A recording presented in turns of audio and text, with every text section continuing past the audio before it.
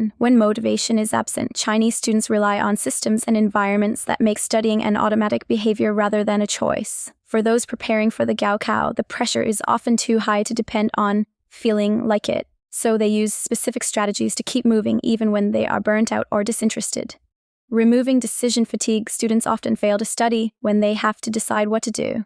Chinese students often eliminate this by having a rigid, preset schedule. The habit loop. Many students follow a 6 a.m. to 10 p.m. schedule. When every hour is already assigned to a subject, you don't need motivation to start. You just follow the clock. Small wins. On low motivation days, they often start with a brain-dead task like copying vocabulary or organizing their error notebook quotey ben. This builds momentum without requiring deep creative energy. The error notebook 1 quotey ben. Instead of rereading entire chapters, which is draining, students focus heavily on their quotey ben. They collect every question they got wrong in past mock exams. When motivation is low, they simply flip through this book and resolve 1 or 2 problems. It feels more like fixing a mistake than learning something new, which is psychologically easier to handle. Environment over willpower. Chinese students often rely on external and forced discipline when their internal motivation dies. Study rooms, CCC. Many pay for seats in paid study rooms where talking and phone use are strictly banned. Seeing everyone else working creates a herd effect that pushes you to work.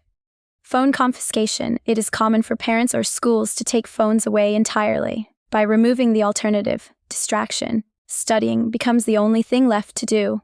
Active recall and the Feynman technique. To prevent passive scanning, reading without absorbing, they use high engagement methods. Learning by teaching. Students will often explain a concept to a peer or even an imaginary student. Active recall. Instead of reading notes, they close the book and try to write down everything they remember about a topic. This is mentally taxing but much faster than rereading, making it more efficient for those with low energy. Managing burnout. While the system is intense, many successful students use specific micro-recovery tactics. The noon nap. A 20 to 30-minute nap after lunch is a non-negotiable part of the Chinese school day. It resets the brain for the afternoon and evening sessions. Black coffee and tea. High caffeine consumption is a standard mechanical solution to low energy. Peer support. Since everyone is in the same purgatory, students often lean on each other. Sharing the burden makes the lack of motivation feel like a collective experience rather than a personal failure. The 5-minute entry rule. Commit to studying for exactly 5 minutes. Tell yourself you can stop after that. Usually, the hardest part is the transition from not studying to studying. Once the book is open and the pen is moving, the mental friction disappears. Eat the frog, or the tadpole. The frog. Do the hardest, most dreaded task first to get it over with.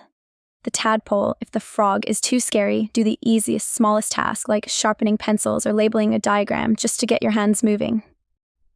Zero decision. Scheduling. Decide exactly what you will study the night before. If you wake up and have to choose between math, science, or social science, you will likely choose none. If the schedule says math, page 42 at 5 a.m., you just follow the order. Use high engagement techniques. Avoid highlighting. It's a low-effort trap that doesn't stick. Use active recall. Close the book. Try to write down everything you remember on a blank sheet.